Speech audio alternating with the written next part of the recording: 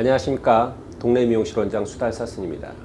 챕터 3 pH 이야기, 오늘 세 번째 이야기 해볼 건데요. 제가 유튜브 촬영하고 이 정의 카페 쪽에 그 촬영을 이제 링크를 못 걸다 보니까 달리 촬영을 하다 보니까 시간이 없고 좀 바쁜 날에는 매일매일 데일리하게 업데이트하기가 좀 힘들 것 같습니다. 그래서 촬영 중간에 좀 이렇게 좀 잘리는 부분들이 있으면 여러분들이 이제 유튜브 쪽에 와서 이제 수달사순 검색하시면 제 영상, 이전의 영상들도 나와 있으니까 참고하셔서 보시면 될 것 같습니다. 자, 오늘은 이번 시간에 마찬가지로 pH에 대해서 얘기를 해볼 건데요. 어제도 제가 급격한 산처리는, 아주 강한 산처리는 모표피를 너무 수축시켜서 알칼리 작용을 한 나군 이후에 우리 모피질 안쪽까지 침투해 있는 알칼리를 효과적으로 제거하기가 좀 힘들다 했습니다. 그리고 알칼리와 4.5에서 5.5인 모발이 펌어가 됐건 염색이 됐건 탈색이 됐건 강한 알칼리가 다음으로 인해서 순간적으로 알칼리 쪽으로 가지 않겠습니까? 그런 부분들에서 정확한 산처리를 하지 아니하고 바로 물이 닿게 되면 제가 알칼리 폭발 작용이 일어난다고 했어요. 그러면 여기서 약간의 그 팩트 체크를 하고 넘어가야 될 필요가 있을 것 같아서 제가 연모제, 우리 샵에서 흔히 쓰는 연모제와 또는 이제 중성의 물, 수돗물을 갖고 약간의 좀 pH 변화에 대해서 얘기를 한번 나눠보도록 하겠습니다. 자, 일반적으로 우리가 샵에서 쓰는 알칼리 연모제입니다. 보통 우리가 볼에다가 일제를 넣고 그 다음에 6%대의 산화제를 이렇게 넣지 않겠습니까? 자, 이후에 고객의 모발에 바르기 위해서 우리는 잘 믹싱을 하게 되겠죠. 이렇게 치카치카, 으쌰으쌰, 치카치카, 그죠? 이 강에서까지 내용들이 조금 좀 똑바르게 전달하고 하려다 보니까 제 말이 좀 강약이 좀 힘이 많이 들어갔던 것 같아서 조금은 동네 아저씨하고 대화하듯이 편하게 상강에서만 한번 진행해보는 컨셉으로 또 해볼 건데요.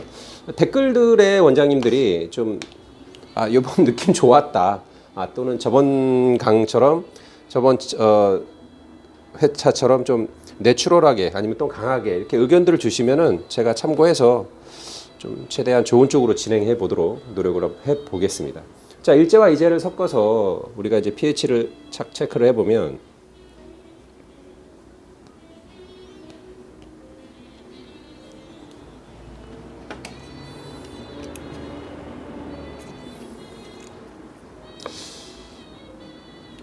구에서 10대 조금 못 미치는 pH를 지금 띄고 있어요.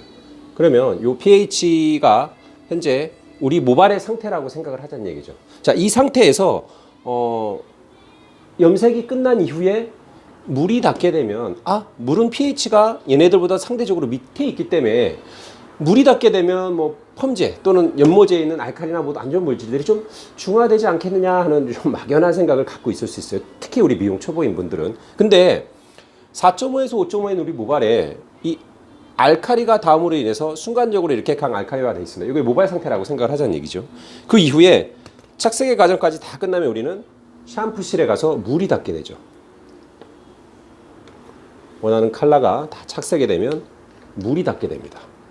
자, 그러면 조금 전에 말씀드린 것처럼 연모제의 pH는 아주 강한 알칼리고 상대적으로 물은 중성이기 때문에 알칼리화되어 있는 우리 모발이 뭐 이제 조금 pH가 좀 순화되지 않겠느냐라고 생각할 수 있어요. 그럼 여기서 우리는 이 물이 닿게 된 이후에 이 pH를 차이를 보자는 얘기죠.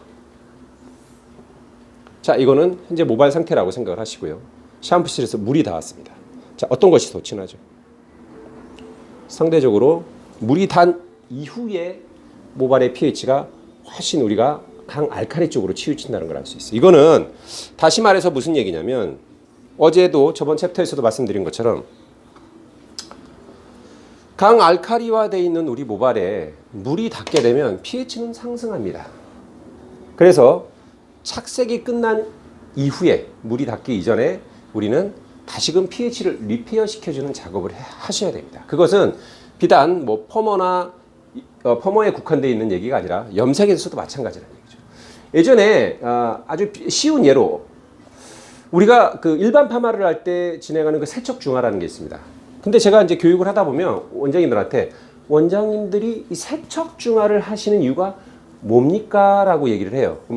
파마약이 독하니까 어느 정도 내가 원한 만큼 리치감이 나오면 뭐 약액도 씻어버리고 그로 인해서 조금 모발의 손상도 줄여주고 이런 목적을 갖고 진행했던 분들도 없지 않아 있는 것 같아요. 근데 지금 제가 말씀드린 것처럼 일반 파마 역시도 우리가 펌제를 바르고 와인딩을 하고 나서 내가 원하는 만큼 환원이 이루어지지 않았다라고 생각됐을 때 뭐 또다시 펌제를 바를 수가 있겠죠.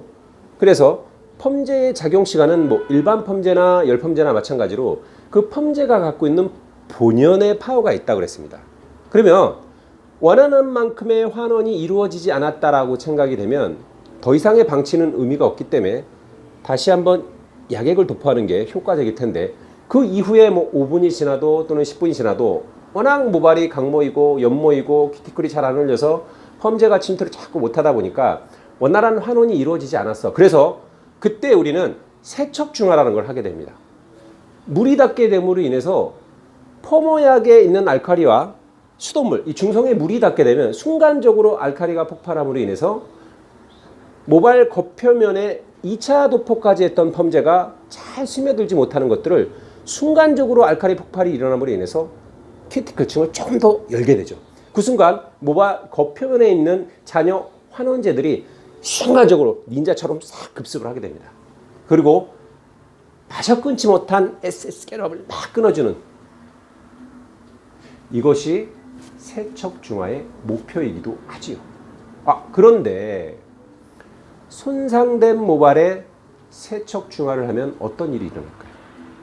내가 원하는 만큼의 환원이 이루어지지 않거나 혹은 내가 느끼기에 모발이 펌제로 인해서 막 이상한 화학적인 변화와 뭔가 좀 이상이 생기고 있는 것 같아요. 그러면 우리는 걔를 pH 컨트롤로 모발의 안정화를 잡아주지 않고 바로 샴푸실에 가서 세척을 했던 그런 시절이 있습니다. 물론 요즘도 하고 계신 분이 없지 않아 있을 수 있겠죠. 그러면 그 과정은 과연 모발을 위한 것일까요? 모발을 더 죽이는 작업이었을까요? 맞습니다. 죽어가는 사람 입 벌리고 청산가리 부리는 거하고 똑같은 얘기입니다. 무슨 얘기인지 아시겠어요? 그러면 이 세척 중화라는 것을 하기는 해야 되는데 모발에 잔류하고 있는 이런 뭐 펌제나 알칼리 또는 이런 부분들을 제거를 하기 위한 목적도 있었다 그러면 세척 중화를 하기 전에 올바른 pH 리페어 작업은 꼭 이루어진다. 이건 무슨 얘기냐? 뭐 여러분 생각해 보세요. 세척 중화를 할 거야. 모발이 강해. 아까 얘기한 것처럼 모발이 강하고 연모이기 때문에 큐티클이 더 촘촘하고 잘 안 흘리기 때문에 순간적으로 2차 도포에도 움직이지 않았던 그 환원제나 알칼리의 그 모발의 움직임을 물이 세척 중화를 함으로 인해서 큐티클이 열린다고 그랬어요.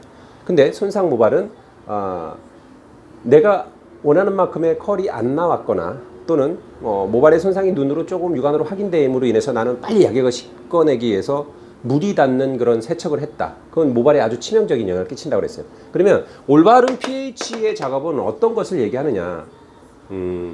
세척 중화의 목적, 펌제를 씻어내기 위한 목적 이전에 먼저 4.5에서 5.5의 우리 모발에 펌제가 닿음으로 인해서 알칼리화 되어 있기 때문에 얘네들을 어느 정도 모발의 등점점과 유사한 pH를 띠고 있는 유효한 물질들로 pH 안정화를 시키다.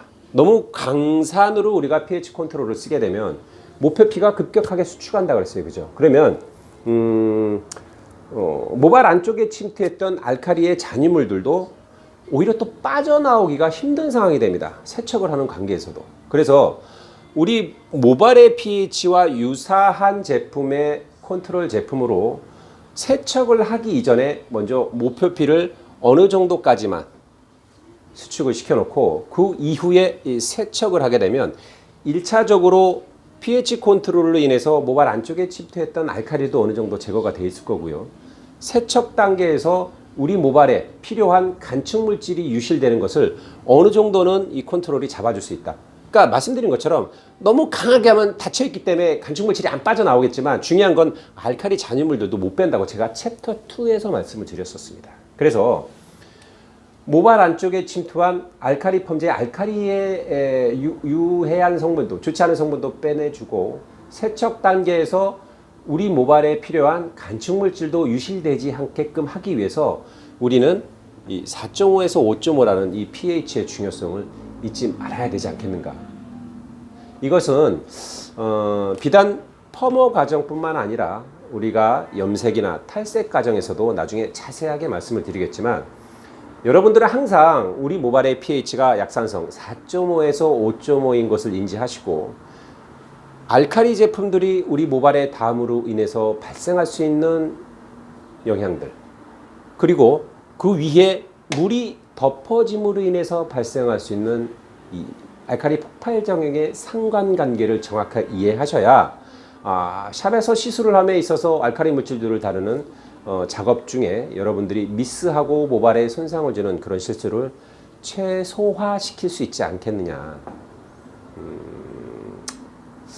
뭐 더 자세한 내용들은 사실은 오프 모임에서 우리가 이제 실습을 통해서 확인할 수 있는 부분들이 많을 건데 아까도 서두에 말씀드린 것처럼 이 영상으로서 전달할 수 있는 거는 좀 한계성이 있기 때문에 기회가 되면 오프 모임에서 저하고 같이 이제 공부할 시간도 가져볼 수 있으면 좋겠고 부족한 내용들은 이제 유튜브 채널로 넘어가서 수달사순 검색하셔서 필요한 정보 그때그때 개입하셔갖고 공부하실 수 있으면 좋겠습니다. 계속해서 이어지는 pH 얘기 챕터 4에서 진행을 할 거고요. 여러분들이 항상 말씀드리지만 전문 강사가 진행하는 것이 아닌 여러분과 같이 현장에서 일하는 미용실, 동네 미용실 원장이 여러분들에게 정보를 주는 거기 때문에 조금 미진하고 부족한 부분들은 애교로 보아주시고요. 계속 응원의 댓글과 힘을 주시면 여러분에게 끊임없는 정보 전달해 드리기 위해서 동네 미용실 원장 수달사수는 노력하겠습니다. 챕터 4에서 만나보도록 하겠습니다. 감사합니다.